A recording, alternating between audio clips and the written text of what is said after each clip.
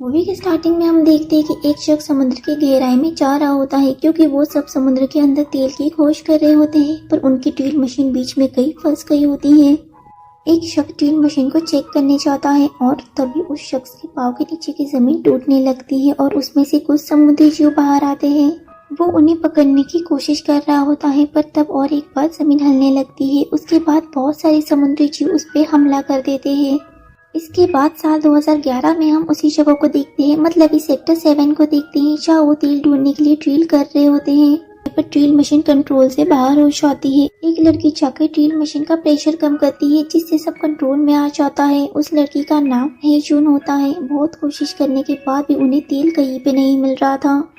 ह्यूंगवू, चोंगयू और शेंगू बातें कर रहे होते, तभी ड्रिल पाइप में से कुछ समुद्री जीव निकलते हैं। वो सब उन्हें एक टैंक में रखते हैं और वो डॉक्टर ह्यूनजुन से पूछते हैं कि ये कौन से जीव हैं। तो वो कहती है कि ये कीमोसिंथेटिक के जीव है, उनकी लाइफ सनलाइट के बिना चलती है। डॉक्टर उन्हें समझा रही होती है, तब चैंग चिसुन उस समुद्री जीव को बाहर निकाल कर देख रहा होता है, पर वो उस पे हमला कर देती है, जिससे उसके ओट बहुत बुरी तरह से जाते हैं। तभी कैप्टन सबको कंट्रोल रूम में बुलाते हैं और कहते हैं कि हमें ऑयल ना मिलने की वजह से ऊपर से ऑर्डर आए हैं कि हमें ये ऑपरेशन यहीं पे स्टॉप करना होगा। पर हेजुन को लगता है कि उन्होंने अच्छे से ऑयल ढूंढने की कोशिश नहीं की है और ऑपरेशन को बंद करने से इनकार कर देती है। पर वहाँ पे सब कैप्टन की बातों से राजी हो जाते हैं। हेलीकॉप्टर से मिस्टर जंग आते हैं उस ऑपरेशन को बंद कराने के लिए। मिस्टर जंग हेजुन के अंकल होते हैं। मिस्टर जंग सबसे मिलते हैं और वो सब मिलके पार्टी करते हैं। उस पार्टी में हेजुन अंकल मिस्टर जंग को ऑपरेशन कंटिन्यू रखने को कहती है, इसलिए मिस्टर जंग कैप्टन के पास जाते हैं और मिशन को कुछ महीने तक कंटिन्यू करने का कहते हैं। फिर से वो सब तेल ढूंढने का काम चालू कर देते हैं। कुछ टाइम बाद उन्हें ऑयल मिल जाता है। एक दिन ड्रिल पाइप में खराबी आ जाती है, जिसे ठीक करने के लिए हेजुन और हेवुक समुद्र की गहराई में जाते हैं।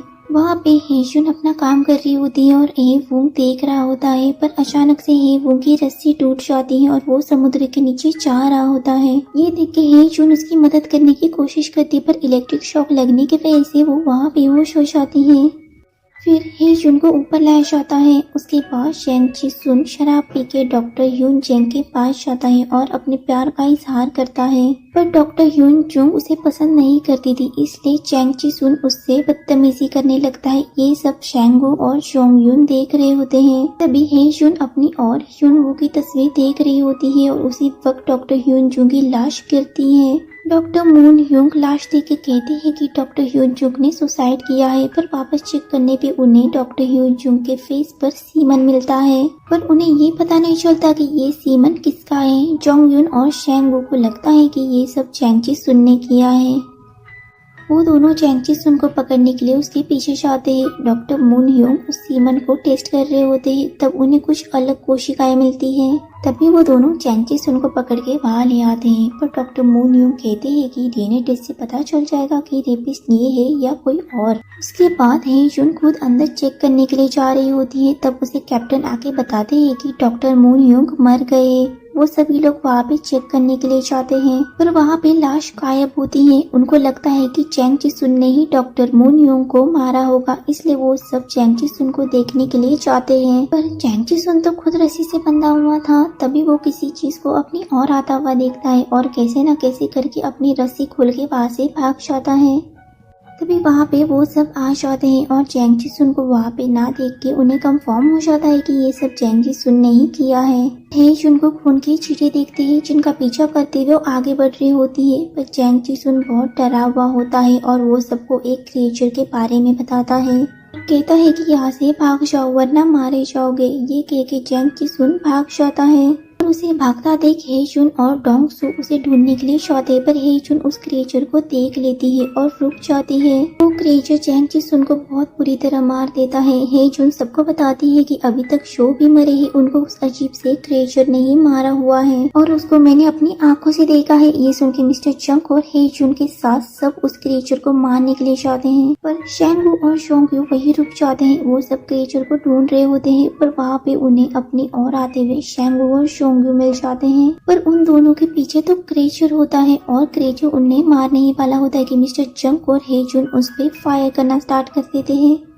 जिससे वो दोनों बच जाते हैं। पर क्रिएचर चैंग यू को जख्मी कर देता है और मौका देख के मिस्टर चंग उस क्रिएचर को आग लगा देते हैं। वो जलने लगता है क्योंकि उसकी बॉडी पूरी पेट्रोलियम से बनी हुई होती है। उसको जलता हुआ देख वो सब वहाँ से भागने लगते हैं। वो क्रिएचर भी अपनी आग बुझाकर उनके पीछे आने लगता है, पर कैसे ना कैसे करके वो सब उससे बचकर एक जगह छुप जाते हैं। वहाँ पे चोंग यू का इलाज करते हैं। कैप्टन को मिस्टर चंग पे शक हो जाता है, जिससे वो कहते हैं कि तुम हमसे कुछ छुपा रहे हो, हमें सच जाना है। तब मिस्टर चंग उन्हें बताते हैं कि 20 साल पहले जब वो सब यहाँ तेल ढूंढने आए थे तब उन्हें कुछ समुद्री जीव मिले और वो जीव 30 घंटे से भी ज्यादा वक्त तक चलता रहा। वो जीव खुद में ही पेट्रोलियम था, जिससे हमें फ्यूचर में और ढूंढने की जरूरत नहीं पड़ेगी और ये उनकी सबसे बड़ी खोज होती। पर उन जीव की वजह से हेजुन के पापा की जान चली गई थी, इसलिए सेक्टर 7 को बंद कर दिया गया। और जब मैं आया तब मैंने डॉक्टर ह्यूचू की मदद से उस छोटे से जीव की ग्रोथ करना स्टार्ट कर दी, जिससे उसका साइज बढ़ते रहा और एक दिन वो टैंक तोड़कर भाग गया। इसे देखकर डॉक्टर ह्यूचू बहुत घबरा गई और उन दोनों में बहस होने लगी और गलती से उसको धक्का लग गया।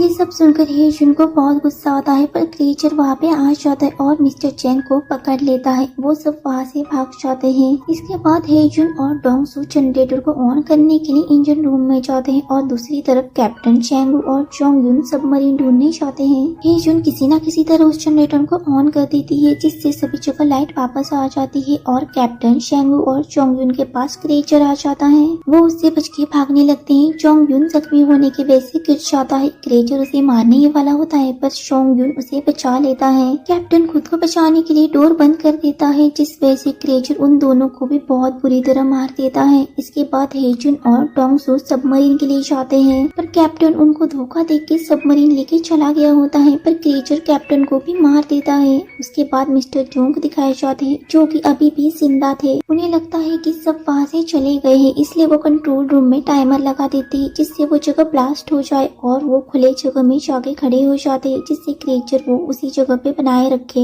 क्रिएचर वहाँ पे आ जाता है, पर एक बार फिर मिस्टर चंग उसे चलाने की कोशिश करते हैं, पर जाहिर सी बात है वो तो खुद पेट्रोलियम है, इसलिए वो चल नहीं सकता। तो मिस्टर चंग उसकी टन पकड़ के खुद को और क्रिएचर को आग लगा देते हैं। तभी वहाँ पे हेजुन और डोंगसू आते हैं। उन्हें लगता है कि अब फाइनली क्रिएचर मर चुका है।